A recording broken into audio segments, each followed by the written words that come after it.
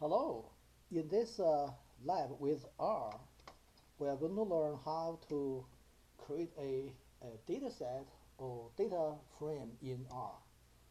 Also, we are going to learn how to bring some existing data set, such as spreadsheets, into R.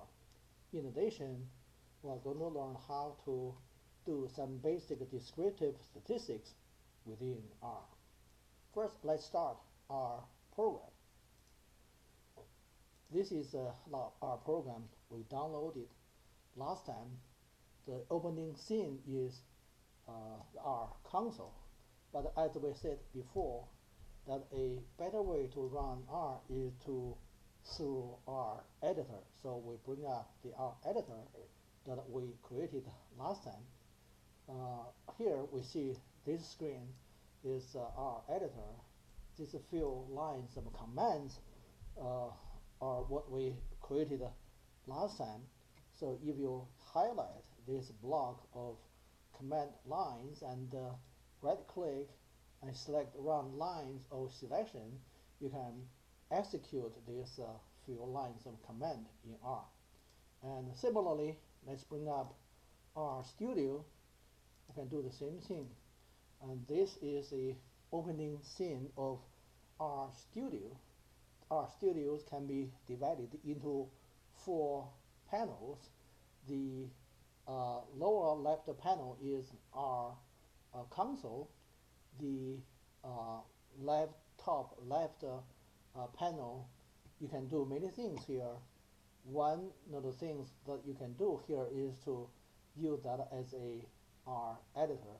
Let me bring in the R editor. Okay, we created R editor last time. Let me go to the folder to find that R editor. Okay. Here is lab R. So we'll bring in this lab editor, this R editor into our studio. These are the few lines of command that we created last time. Now let's go back to R. Since this screen seems to be a little bigger than R Studio, so you can see it more clearly. Now let's first learn how to create a data set or a data frame within R.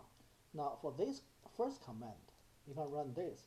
This command, this sign here, is a sign that assigns the value 3 to this letter A. So this sign is the less than sign plus minus sign. So if I run this line, okay, now the R execute this line. Now if I run run A again, I return a value 3. So this sign basically assign the value 3 to a variable A. And in this case, this sign work effectively the same as the equal sign. So we define the value of A is 3. So we can run this line of command and get exactly the same result. So A return a value of 3. So by convention, when you first assign the value of any value to a variable, you use this sign. This sign, although it works effectively same as the equal sign, but we like to separate it by convention of R. Anytime when you assign a value to a variable, you use this notation. You do not use equal sign, because there are times that we really have to use equal sign, but not using this assignment notation. For example, if I want to plot some kind of a graph and using some kind of a color, and in this case, in this notation system, this is our command to do this. In this function, I have to say color equal to red, but cannot use the assignment sign. So if I, in this command line, if I say this, that would be incorrect. This, you cannot run this kind of command in line, but you have to use this line of command to make a graph. Here you can really see that we use equal sign rather than this sign. So that's one of the reasons that we like to separate this sign from the equal sign.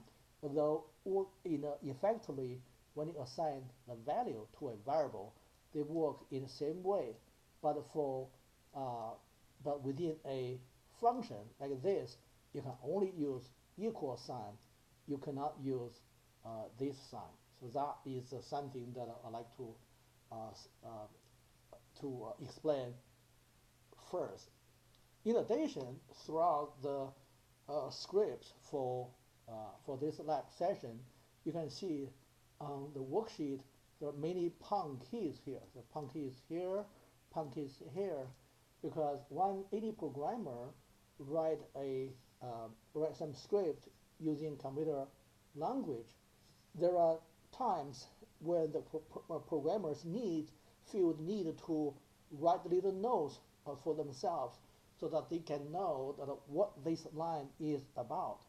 That is important, especially when you come to write scripts that are very long, very complicated, and sometimes even programmer forget what is the purpose of that line is about. So they need to remind little note. They need to write little note to themselves to remind them when they come to see this part of the scripts again.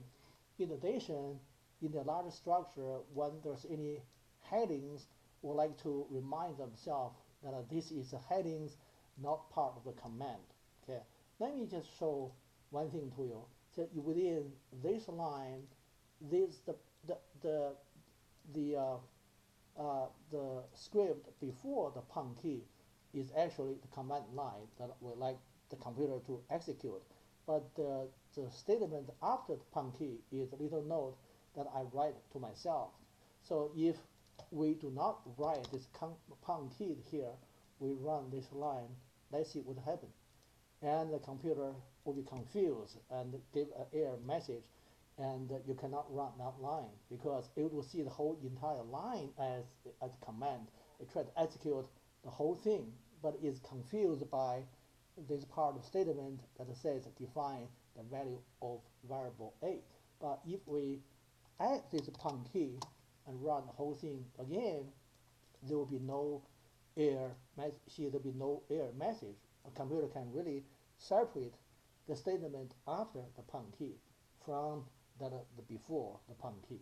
So this is important to know that whenever you write some command in R, you can add little comments, interpretation or explanation or note to yourself by using the pound key. Okay. So now we read this.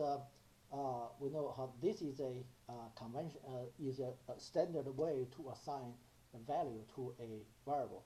Now let's move on to this line. Now we assign several values to a variable.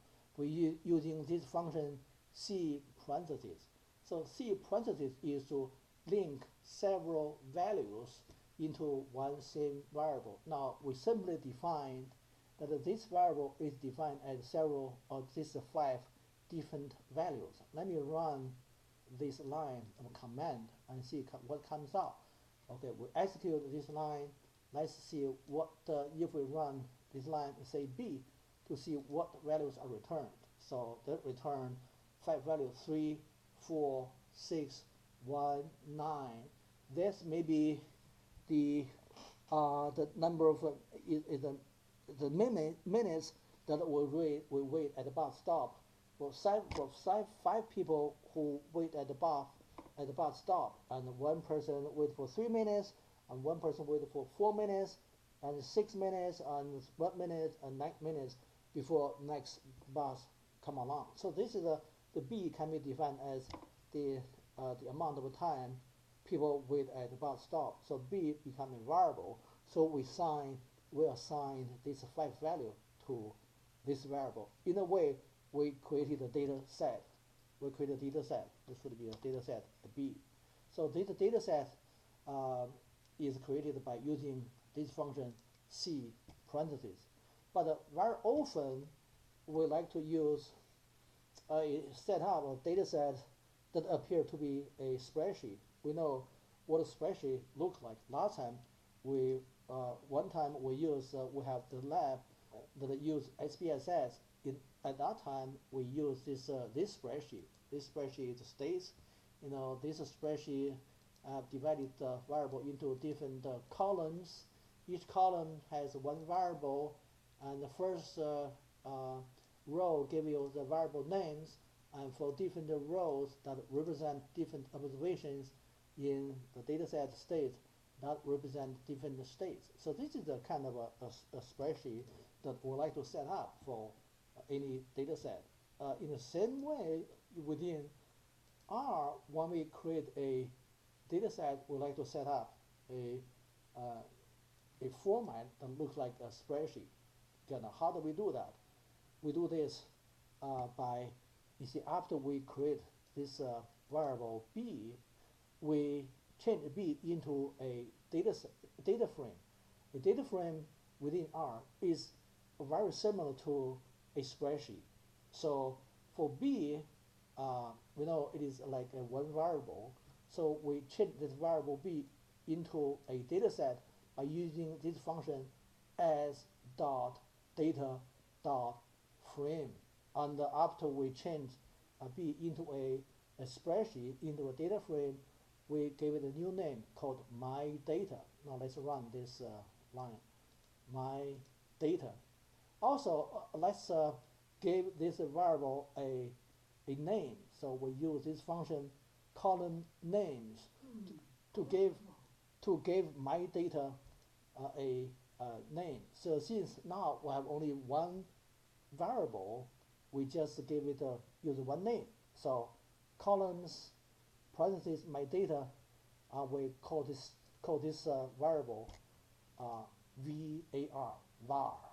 Okay, since this is a string, this is a character, var is a character, we put this character within parentheses. That's how we deal with character or a string within R. So let's run this line.